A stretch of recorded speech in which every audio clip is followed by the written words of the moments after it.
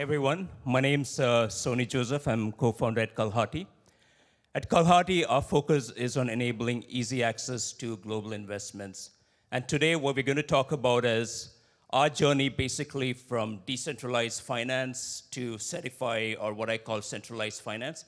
I mean, really, at the end of the day, centralized versus decentralized.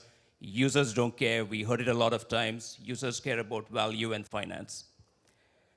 So with that, let me ask you, how many folks out here think about shampoo all day long? There you go. But I'm glad there aren't many. Otherwise, I'm probably in the wrong conference. But at Kalhatti, this is something that we spend quite a lot of time thinking about.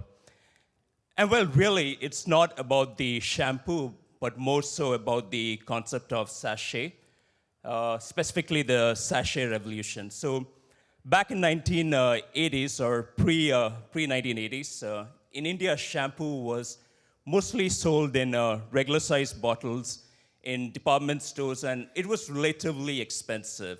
In fact, it was actually considered a lifestyle product rather than a necessity. Then in the 80s, the thought came, what if we take this bottle, chunk it up into small sachets, and sell it at a fraction of the cost? And boom, an entire new market was opened. So now we had the mass market really opening up, and it was capturing both the share of wallet and mind share. People could now afford it. It was affordable. It was accessible, and they could actually buy as they need, and more importantly, try it out before they buy it too. So keep in mind, even though I talk about the sachet, the experience, it was an entire new experience, meaning it was actually, the way it was packaged was made available in a lot of the corner stores, which made it more accessible. So it wasn't just the sachet, but the entire product design around it. So then we thought, all right, this is great. We have blockchain going on, and this really kind of triggered this, hey, what if we do something similar in finance, where we take a large financial asset, chop it up into much smaller pieces, we call it financial sachet, and make it available to the users. It was an exciting time, the possibilities of programming finance, right? Like all the things we could build, and so we were like starry-eyed, started on this adventure. Oh, the possibilities of what we could build, right? And this is exactly how we felt. In fact, I think this tweet from Nick Szabo really captures the essence of what we were trying to, or how we felt. But gradually, reality set in. And the reality is, do users really care? And we've heard that again and again. And when I say users, at least within the context of this presentation, I mean the non-crypto savvy, non-MetaMask users, probably excludes most of us in this room. The average user care about what can it do for me, and can I do it seamlessly? So I'm going to spend the next couple of slides really talking about how our thoughts shifted as we went through that experience, some of the key elements that shaped where we are today. And the three things is Alex's Tocqueville. He seems to be actually quite famous here within the Tezos community. In fact, I believe we have a group named after him. And I'll also touch upon Field of Dreams and what I call the maze. So as most of you know, or most of you heard about Alex's Tocqueville's writing, I think I'm going to specifically talk about his concept of revolution, or what his observations on revolutions were. He kind of categorized it into two types. One is the violent revolutions that happened from outside the system. And then there was the slow, sweeping transformations that happened from within. He also alluded to the fact that some of the revolutions that become too wedded to abstract Enlightenment ideals generally don't tend to succeed. And, he was a bit wary of the extremes. But it's actually the fact that sometimes when you're too wedded to ideals, you forget what you're really trying to do. I mean, in some cases, you need that, and it makes sense.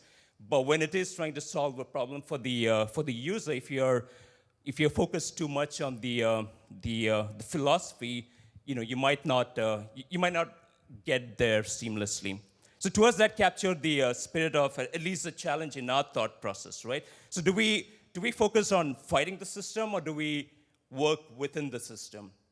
And when I say a lot of the revolution, I really kind of think about how does the system work with the regulators, right? And since regulators are one of the key players in this ecosystem, now it's so easy to say, hey, they don't get it, that only I have read and I understand the infinite possibilities of Satoshi's paper. But really, I mean, they don't get up every day trying to say, hey, let me try to smash all these fintech startups out there. I mean, at the end of the day, they're just doing their job, and their job is investor protection and maintaining the integrity of the markets. Without it, we would have massive information asymmetry, and we have seen that where ICO whales used to flip ICOs at 60 or 70 or 80% discount on unsuspecting investors. And not to talk about the numerous market manipulations that's happened and the dubious fundraising efforts. And this creates a lot of unintended consequences leading to trust in the market and systems. And for a nascent industry, I believe what's needed is trust. So when users interact with the system, they know that there are those guardrails and they are being protected. So for us, it was, okay, how do we start working with the regulators? How do we see that the products we are offering are shaped in a way that meets the regulatory standards across the different geographies we operate in? The second challenge in our journey was to really shift from a platform approach. I mean, our first instinct was, all right, let's build this two-sided platform for assets and consumers. We will design the right token incentives. We will use sophisticated economic game theory. We'll intersperse this with mechanism design. I'm just kidding. And users will come in droves. And adoption will need a new word than hockey stick growth. And that was kind of how we, the initial platform approach. But the reality is Facebook and LinkedIn, and none of the dominant platforms today started out as a platform. They started out trying to solve a specific problem for the user. You could say that they had no inbuilt incentive like a token, and therefore they had to do it that way versus a blockchain type or a network type solution has a tokenized solution might have tokens to kind of accelerate that user growth. The third element of our journey is what I call around just navigating everything that's out there, right? And the cognitive dissonance that happens. To be honest, I mean, yes, we have a lot of tokens that are created. We have a lot of decentralized markets. We have a lot of products. Let me just put it that way. Even I don't honestly understand sometimes all the products that are out there, and or more importantly, even staying on top of it, right? So how do you simplify all this for the users so that as a user, they don't care about all this spaghetti, like all these numerous offerings that are there, or all the 200 interactions. Do I need to get a token from here? Then I need to go to this decentralized exchange. Then I can actually leverage it using this products. All I want to know is, can I just use it, right? And also use it in a regulated and compliant manner. So we feel, at least at this stage, the way to navigate the maze is through creating an integrated experience, right? And we have seen integrated experiences do provide advantages in efficiency and experience. So what if we create a very simple, seamless experience for the user? What if all the user has to do is a single swipe, and money goes from my bank account, boom, boom, boom, magic happens, and I own a part of an asset. And really, tech becomes truly useful when it becomes hidden, and that's been one of the focus, at least in the way we are looking at what we are building. Okay, so this is probably the point where you start saying, okay, Sony, nice talk, so what do you do exactly? Good question. So So we took and keep in mind, ours was a journey, right? Okay, let's try to build a platform. No, I don't think users are coming. And so eventually where we are right now is, okay, let's go back to the basics. Why did we start this? And which is we were solving a problem for our customers. And the problem was, right now, if I need to buy an asset, sometimes it's hard, sometimes it's expensive. And how can we create that sachet experience for the user where a user can put in small amounts of money and be able to invest in an asset? So our app is launched right now, and currently we enable fractional investments in public equities in the US in partnership with our broker-dealer. So in India, sorry, I keep looking back. For some reason, I think the slides are back. But so right now, a user in India, or for that matter, anywhere, can buy a Facebook or a Google share for as low as $1. And to us, that is, I mean, even when when we did that the first time, it was just amazing. It was like, all right, now you don't need $2,000 to buy Amazon. You can actually buy it for $1. That empowerment, the fact that a lot more people can now take part in the financial system, in the global financial system, to me is amazing. It's just empowering.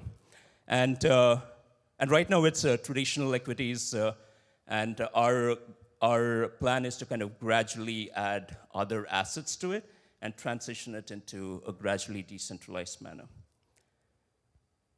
So, which brings us to here and Tezos. Why Tezos? Why, at least our choice of why we chose Tezos? I think when we worked backwards from the user, there were some key things that we needed from the platform we were building it on. We needed a platform that was built from a security-first perspective, where even as you're thinking about designing the smart contracts, you're really putting yourself in a different mindset, the formal verifications around it.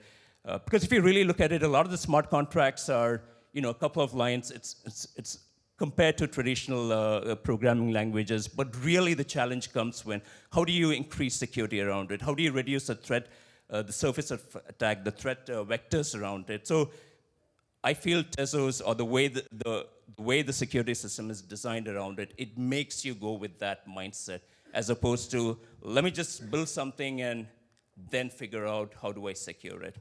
The other thing is actually, and this one, Stephen and some of the other folks also talked about it, is platform longevity. Forking as a way of evolving your product is great, but it probably won't work for all types of solutions. It definitely will not work for us. We need to know that there is a planned way that the platform can evolve. It cannot be a set of folks think that we need role size to be this much, a set of folks think the role size needs to be that much, and boom, you have two variations of the blockchain, right? So for us, the fact that self-amendment and the on-chain governance creates a platform that can allow it to evolve in a predictable manner. I mean, we don't know what the features are, but we know that there is a path of evolution compared to some of the other chains, or the thought process where forking is a good evolutionary mechanism. The third reason, I kind of call it like no Babel Tower of Towers. I think, and I think John has mentioned where, as the Athens proposal was submitted, that was a way for developers, if the proposal was submitted, the developers who were working on that would get paid. Now imagine if that proposal came with, oh, you can do this, but here are the, you need to do this ICO, and the only way I can use that feature is I have to buy their tokens and then use that feature, then it's going to be painful. I mean, and then if I have 20 such features, I need to start now looking at 20 such tokens, and soon it becomes Babel Tower of tokens. So the fact that there are ways to incentivize developers to add new features to the platform, I think, without having to do an ICO, is a cleaner way to just enrich the platform. So those are some of the key reasons why we chose Tezos. Thank you. And that kind of winds up my talk. Thanks.